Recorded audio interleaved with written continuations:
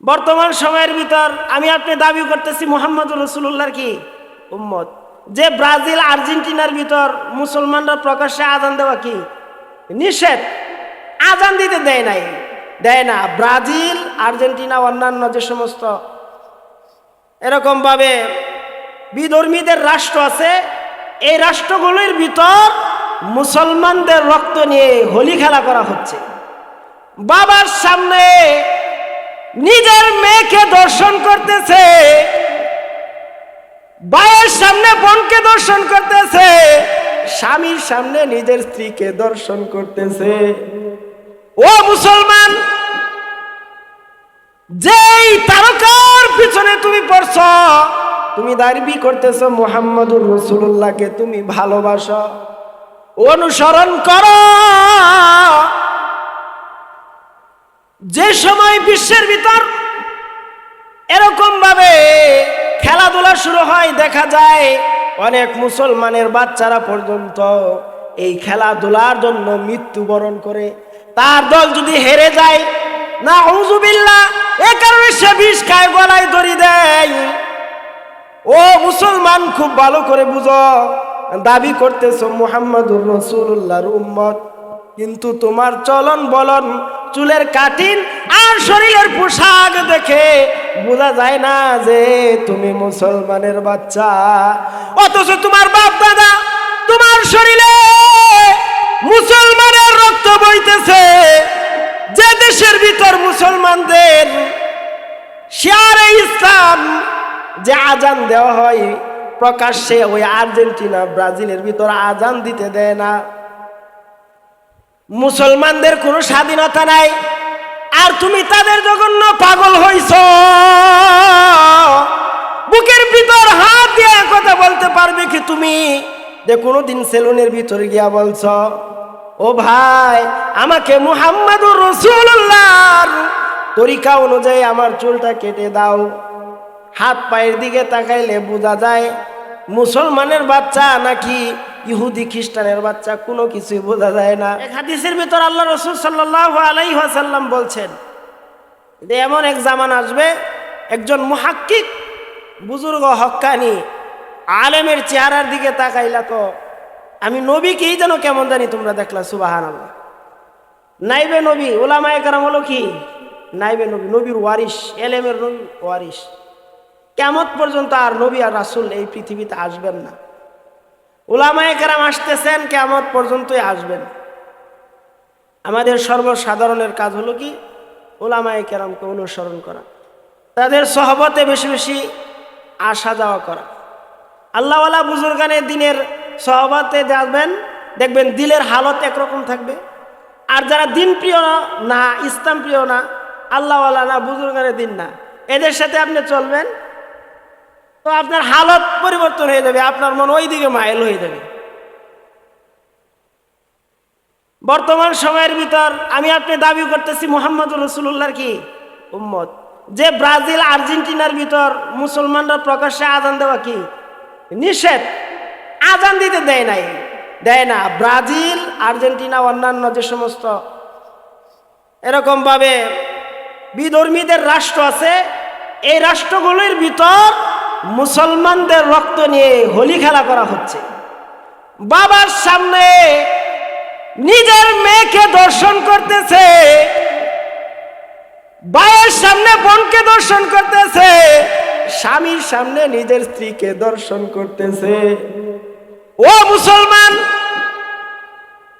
যেই তারকার পিছনে তুমি পড়ছ, তুমি দাবি করতেছ মুহাম্মদুর রাসূলুল্লাহকে তুমি ভালোবাসো, অনুসরণ করো। যে সময় বিশ্বের ভিতর এরকম ভাবে খেলাধুলা শুরু হয়, দেখা যায় অনেক মুসলমানের বাচ্চারা পর্যন্ত এই খেলাধুলার জন্য মৃত্যুবরণ করে।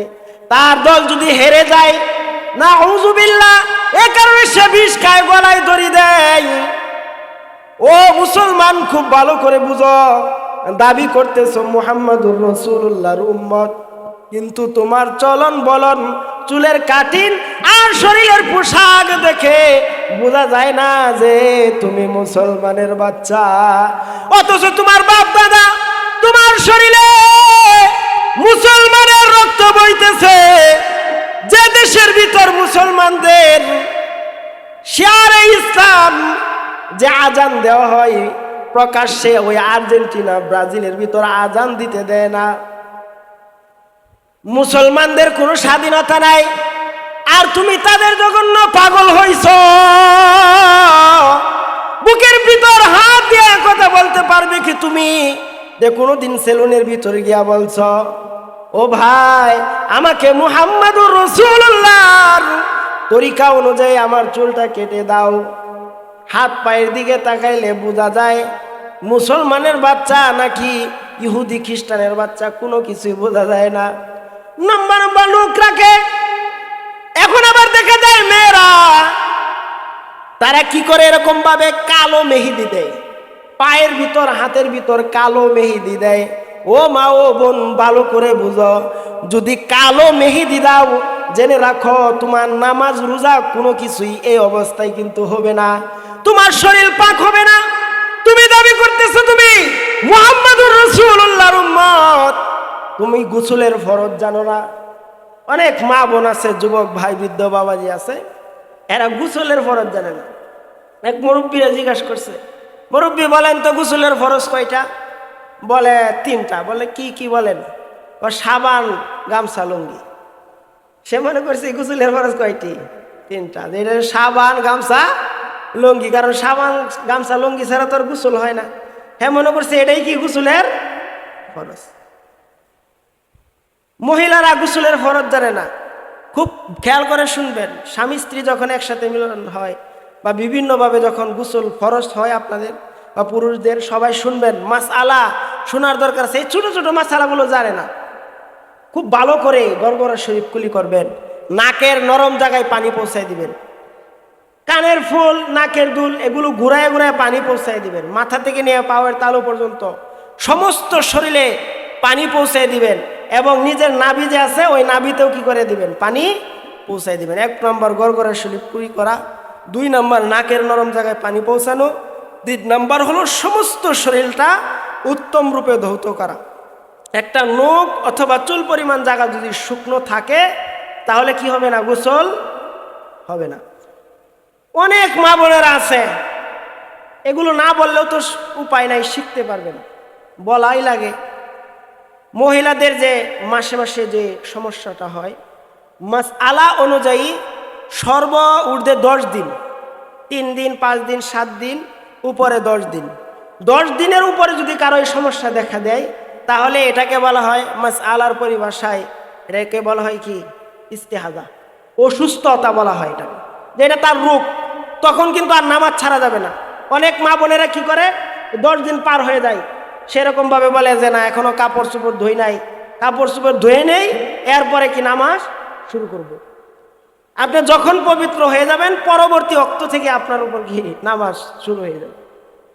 নামাজের গুরুত্ব নাই, এই মাসআলাগুলো আমরা জানি না। এই সমস্ত দিনই মজলিস যেখানে আলোচনা করা হয় এখানেও আমরা আসি না।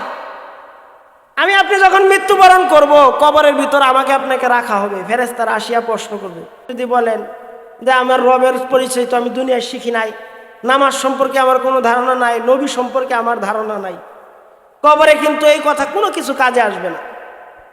তো আমি আপনি দুনিয়াতে যদি না শিখি দুনিয়ার কোনটা ভালো কোনটা মন্দ, কোনটা হালাল হারাম, কোন পথে হাঁটলে আমার 2 পয়সা আয় হবে, লাভ হবে, দুনিয়ার সব শিখলাম, সব বুঝলাম, আখেরাতের ব্যাপারে আমি একেবারে কি গাফেল। আমরা দেখি লিফলেট, দেখি সভা সমিতির বিভিন্ন পোস্টার লিফলেট দেখি না, এক পাশে দেখা যায় কি অনেক সুন্দর করে সাজানো গুছানো, কিন্তু অপর পৃষ্ঠা কি একেবারে সাদা, কিছুই নেই। বাচ্চারা দেখবেন হাতের ভিতরে দেখবেন যখন সভা সমিতি হয় পোস্টার হাতে নিয়ে বেড়ায়, বা ইলেকশন আসলে বাচ্চাদের হাতে দেখবেন পোস্টার এক পাশে কি অনেক সুন্দর করে সাজানো না, অপর পৃষ্ঠায় কি একদম খালি সাদা না। তো দুনিয়াকে আমি আপনি প্রতিযোগিতার সাথে সাজাইতেছি, কার থেকে সুন্দর ঘর করতে পারি, ঘরের ভিতর কেমন টাইলস লাগাইতে পারি। সাজান, আপনাদেরকে তো আমরা নিষেধ করি না, আপনার সামর্থ্য যদি থাকে টাকা পয়সা থাকে অবশ্যই ছাড় যাবেন, আলহামদুলিল্লাহ ভালো। কিন্তু সাজাইতে গিয়া যদি আপনি আখেরাতকে ছাইড়া দেন, আপনি যদি পরকালকে ভুলে যান, তাহলে তো সবকিছু বরবাদ হয়ে যাবে। দুনিয়ার হিসাবে দুনিয়া, আখেরাতের হিসাবে দুনিয়াটা কিছুই না, একটা মুহূর্ত। চোখের পলকে আমি আপনি বৃদ্ধ হয়ে যাচ্ছি, আবার একটা সময় চোখের পলকে আমি আপনি দুনিয়া থেকে হারায় যাব। এখন আমি আপনি যে হারায় যাব, অন্ধকার কবরে চলে যাব, যাইতেই হবে, এটা কোনো সিস্টেম নাই। আপনি আলেম হন, সাধারণ হন, যত শিল্পপতি হন না কেন, রাজা বাদশাহ যাই হোক না কেন, চলে যাইতে হবে, এটাই বাস্তব। কখন কোন দিন কিভাবে চলে যাব কোনো জানা নাই, সবাইকেই চলে যাইতে হবে। এজন্য এক কবি তার কবিতার ভাষায় বাংলাতে বলছেন, ফুল ফুটে যেমন ঝরে তেমন খুদার বাগানে, আয়ু কতক্ষণকার এখানে কে বলো জানে। ফুল ফুটে যেমন ঝরে তেমন খুদার বাগানে, আয়ু কতক্ষণকার এখানে কে বলো জানে। তাই থাকতে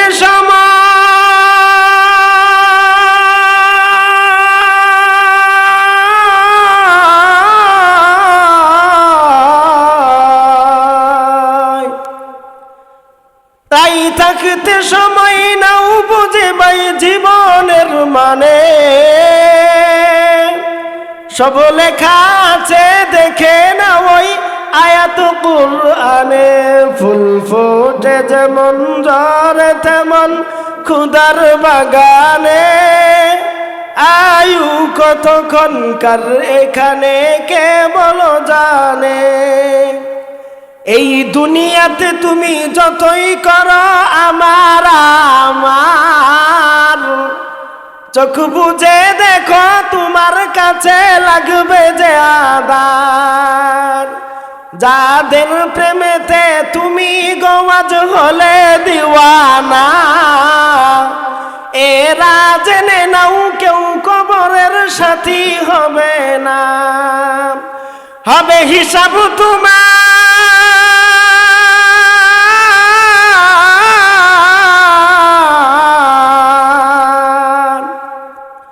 হবে হিসাব তোমার যখন ওই হাসর ময়দানে। কি আমল তুমি করলে নিয়ে যাবে সেইখানে। এই দুনিয়া যদি মনে হয় পানির ওই ফুটা, আখেরাত জেনে রাখো বিশাল সাগর যে সেটা। এই দুনিয়া যদি মনে হয় পানির ওই ফুটা, আখেরাত জেনে রাখো বিশাল সাগর যে সেটা। হবে হিসাব তোমার,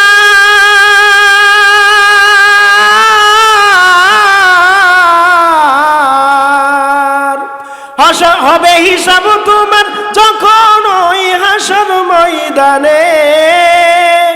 কি আমল তুমি করলে নিয়ে যাবে সেইখানে। ফুল ফুটে যেমন ঝরে তেমন খুদার বাগানে, আয়ু কতক্ষণকার এখানে কে বলো জানে। আয়ু কতক্ষণকার এখানে কে বলো জানে। আমার মা বোনেরা, এই সঙ্গীতটার ভিতর যদি আমি আপনি বুঝতে পারি, সব কিছু এটার ভিতরে হয়ে গেল।